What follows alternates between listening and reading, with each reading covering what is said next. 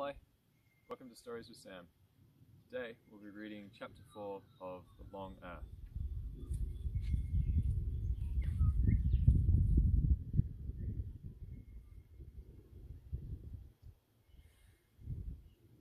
For MPD Officer Jansen, it had all started even earlier, the day before. The third time in the last few months, she'd come out to the burned-out Lindsay house, just off Mifflin Street. She wasn't sure why she had come here. There hadn't been a call-out this time. Yet here she was, poking once more through the heaps of ash and charcoal that used to be furniture, crouching over the smashed remains of an elderly flat-screen TV, stepping gingerly over a carpet scorched and soaked and stained with foam, marked by the heavy footprints of firemen and cops. Leafing again through the charred relics of what must have been an extensive set of notes, handwritten mathematical equations, and an indecipherable scrawl. She thought of her partner, Clancy, drinking the day's fifth Starbucks out in the cruiser, thinking she was an idiot. What could be left to find after the detectives had crawled over everything and forensics had done their stuff? Even the daughter, that oddball college student Sally, had taken it all in without surprise or concern, calmly nodding when told that her father was wanted for questioning over suspected arson, incitement to terrorism, and animal cruelty, not necessarily in that order. Just nodding, as if all that was an everyday occurrence in the Lindsay household. Nobody else cared. Soon the place would be released as a crime scene, and the landlord would start the clean-up, and the arguments with his insurance company. It wasn't as if anyone had got hurt, not even Willis Lindsay himself, for there was no sign he died in the pretty feeble fire. It was all just a puzzle that would likely never be resolved, the kind experienced cops came across all the time, said Clancy, and you had to know when to let it go. Maybe at 29, Jansen was just still too green. Or maybe it was because of what she had seen when they first responded to that call a few months ago. Because the first call had come from a neighbour who had reported seeing a man carrying a goat into the single-storey house here in the middle of Madison. A goat? Cue predictable banter between Clancy and the dispatcher. Maybe goats gave this guy the horn, etc., etc. Ha ha. But the same neighbour, an excitable woman, said she'd also seen the man on other occasions push calves in through his front door, and even a foal. Not to mention a cage of chickens. Yet there was no report of noise, no barnyard stinks. No evidence of live animals in there. What was this guy doing, screwing them or cooking them? Willis Lindsay turned out to be living alone since the death of his wife in a road accident some years before.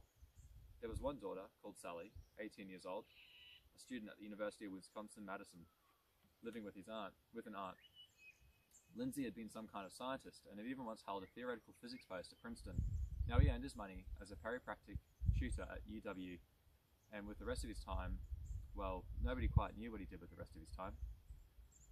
Though Jansen had found traces in the records, he'd done some work for Douglas Black, the industrialist, under another name. That was no great surprise. These days, almost everyone ended up working for Black, one way or another.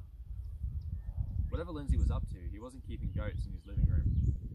Maybe it had been malicious all along, some busybody neighbour trying to make trouble for the oddball guy next door. You got that sometimes. But the next call had been different. Somebody posted online a plan for a gadget he or she called a stepper. You could customise the design, but it would be a portable gadget with a big 3-position switch on top, and with various electronic components within. And with a power lead plugged into a potato. The authorities noted this and became alarmed. It looked like the kind of thing a suicide bomber would strap to his chest before taking a stroll down State Street.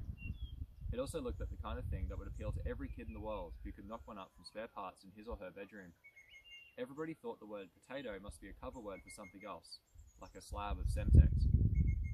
But by the time a car had been dispatched to the Lindsay place, due to rendezvous with Homeland officers at the scene, a third call had come in, entirely separate.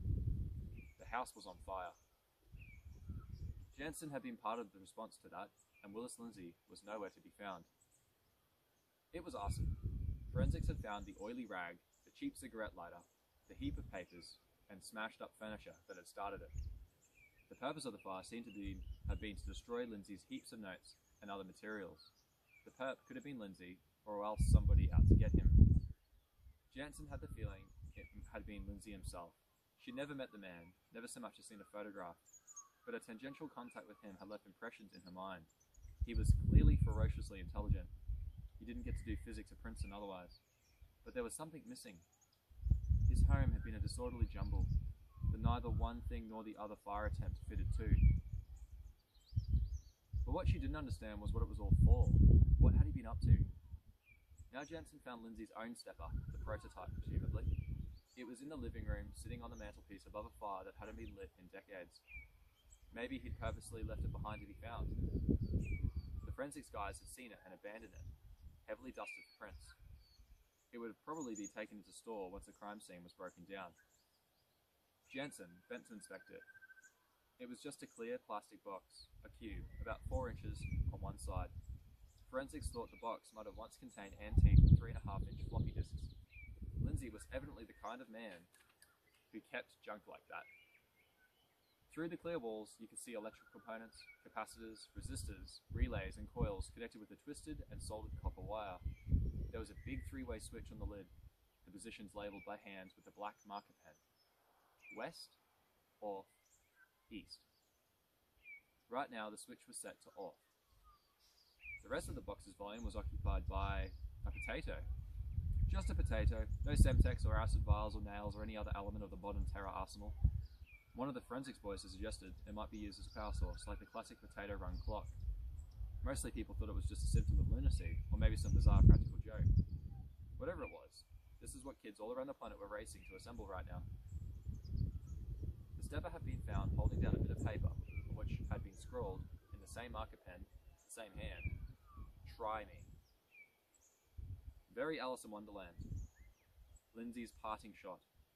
It occurred to Jansen that none of her colleagues had actually tried to follow the instruction on the paper scrap. Try me. She took the box, held it. It weighed nothing. She opened the lid. Another scrap of paper, headed, "Finish me," had simple instructions, what looked like a draft of the circuit diagram that had finished up on the net. You were supposed to use no iron parts, she read. That was underlined. She had to finish winding a couple of coils of copper wire, and then set contacts to tune the coils somehow. She got to work. Winding the coils was an oddly pleasant activity, though she couldn't have explained why. Just her and the bits of kit, like a kid assembling a crystal radio. Finding the tuning was easy too. She kind of felt it when she got the sliding contact set right, though again she couldn't have explained this, and didn't look forward to trying to write this up in her report. When she was done, she closed the lid and took hold of the switch, tossed a coin in her head, and turned the switch west. The house vanished in a rush of fresh air. Prairie flowers all around, waist deep, like a nature reserve. And it was like she had been punched in the stomach. She doubled over, grunting, dropping the box. Earth under her feet, her polished shoes on grass. The air in her nostrils, fresh, sharp, the stink of ash and foam gone. Had some perp jumped her? She grabbed for a gun. It was in its holster, but it felt odd. The Glock's polymer frame and magazine body looked okay, but the thing rattled. Cautiously, she straightened up. Her stomach was still bad, but she felt nauseous rather than bruised. She glanced around. There was nobody here, threatening or otherwise. Nor were there 4 walls around her. No house, just off Mifflin Street. Just prairie flowers, and a stand of 100-foot-tall trees, and a blue sky, clear of contrails and smog.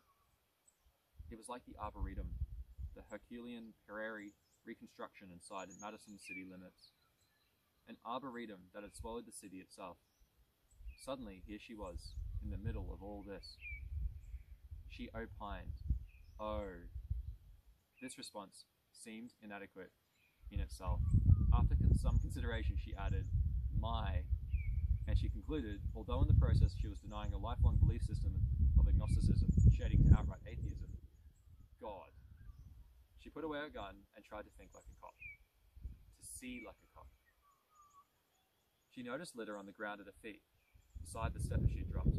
Cigarette butts. What looked like a cow pack. So was this where Willis Lindsay had gone? If so, there was no sign of him, or of his animals. The air was different. Rich. Heady. She felt like she was getting high on it. It was all magnificent. It was impossible. Where was she? She laughed out loud for the sheer wonder of it all. Then she realized that every kid in Madison was soon going to have one of these boxes. Every kid, everywhere else, come to that. And they were all going to start tuning the switches. All around the world. And then it occurred to her that getting home might be a good plan. She grabbed the stepper box from the ground where she dropped it. It still had fingerprint dust on it. The switch had snapped off. With trepidation, she grabbed the switch, closed her eyes, counted down from 3, and turned it east. And she was back in the Lindsay house with what looked like metallic components of a gun on the ruined carpet at her feet. There was a badge and name tag, even a tie clip lying on the carpet. More bits of metal she hadn't noticed that she was missing. Clancy was waiting out in the car. She started figuring how she was going to explain all this to him. When she got back to base, Station Manager Dodd's tracking board showed missing persons calls coming in, 1 or 2 per neighbourhood. Slowly the whole board was lighting up. Then the alerts came in from across the country, and all around the world, Dodd said, wondering, after he'd flicked on CNN. A missing persons plague. Even China, look at that. Then the night got more complicated for all of them. There was a rash of burglaries, even one from a strong room in the Capitol building. The MPD had trouble just fielding the call-outs. That was before the directives started coming in from Homeland Security and the FBI. Jansen managed to collar the sergeant in charge. "What's going on, Sarge?" Harris turned to her, his face grey. "You're asking me? I don't know. Terrorists? Homeland are jumping up and down at about that possibility. Space aliens? That's what some guy in a tinfoil hat and the lobby insists is causing it all. So what should I do, Sarge?" "Do the job in front of you." And he hurried on. She thought that over. If she were a citizen out there, what would she care most about? The missing kids, that's what. She left the station and got to work. And she found the kids and spoke to them, some of them in the hospital. And every other kid talked about one particular kid who was calm, a hero leading them to safety like Moses. Only he was called Joshua, not Moses. Joshua backed away from the cop. "You are Joshua, aren't you? I can tell. You're the one kid that isn't dribbling vomit." He said nothing. "They tell me Joshua saved them. They tell me he picked them up and carried them back home. You're a regular catcher in the rye. You ever read that book? You should. Although maybe it's banned in the home." "Yes, I know about the home. But how did you do it, Joshua?" "I didn't do anything wrong. I'm not a problem," he said, backing further away. "I know you're not a problem, but you did something different. I just want to know what you did. Tell me, Joshua." Joshua hated it when people kept repeating his name. It was what they did to calm you down when they thought you were a problem. "I followed the instructions, that's all. People don't understand. You just follow the instructions." "I want to understand," she said. "Just tell me. You don't have to be afraid of me." "Look," said Joshua, "even if you make a simple wooden box, you have to varnish it. Otherwise it gets damp and everything swells, and that can pull things apart. Whatever you do, you have to do it right. You have to follow the instructions. That's what they're there for." He was saying too much, too fast. He shut up. Shutting up nearly always worked.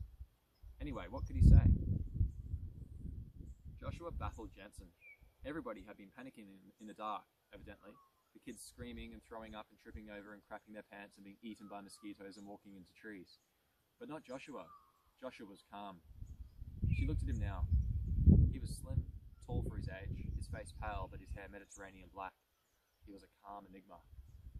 Out loud she said, "You know, Joshua, I would have said that given the stories they're telling. Some of these kids must have been playing with drugs. Except that they really are all covered in leaves and scratches, as if they really had been taking a walk in a forest right here in the middle of the city." She took another slight step forward, and he took another slight step back. She stopped moving and lowered her hands. "Look, Joshua, I know you're telling the truth, because I've been there myself. No more games, talk to me. The box you're holding looks pretty neat compared with the others. Can I have a look? I mean, just put it down and step back. I'm not trying to trick you. I'm just trying to work out why all the kids over town are getting stuck in some mysterious forest, frightened they're going to be eaten by orcs." Oddly enough, that impressed Joshua. He did put the box down and did step back. "I'd like that. I haven't got enough money to go to... I'd like that back. I haven't got enough money to go to Radio Shack again." He hesitated for a moment. "You really think orcs?" "No, I don't think orcs. But I don't know what to think. Look, Joshua, just put your box down for me. So, you're putting your box down for me, so I'm putting my card down here where you can pick it up, okay? My personal number. I have a feeling we should stay in touch, you and I." She took a couple of steps back, holding the box. Good workmanship. But now another car was coming up, lights blazing. Officer Jansen looked around.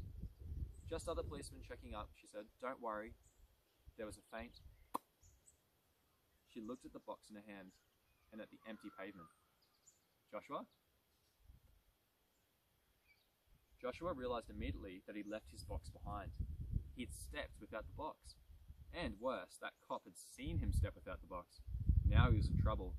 So he got away. He just kept stepping, away from where he'd been, whatever away meant. He didn't stop or slow down. He just kept going, one step after the next, each step like a soft jolt in his gut. One world after another, as if it was a series of rooms. One step after the next away from Officer Jansen, deeper into this corridor or forest.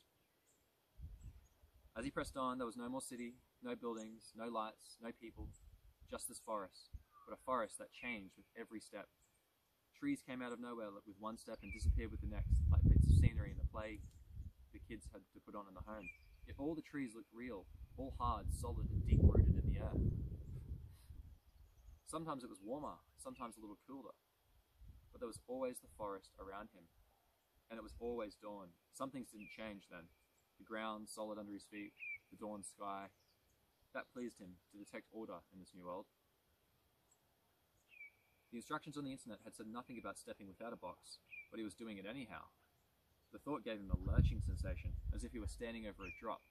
But it was a thrill too, a rule-breaking thrill, like the time he and Billy Chambers had borrowed a bottle of Bud from the builders who had come to fix the busted window and had drunk it in a corner of the boiler room, and then smashed the bottle and put it in the recycling bin.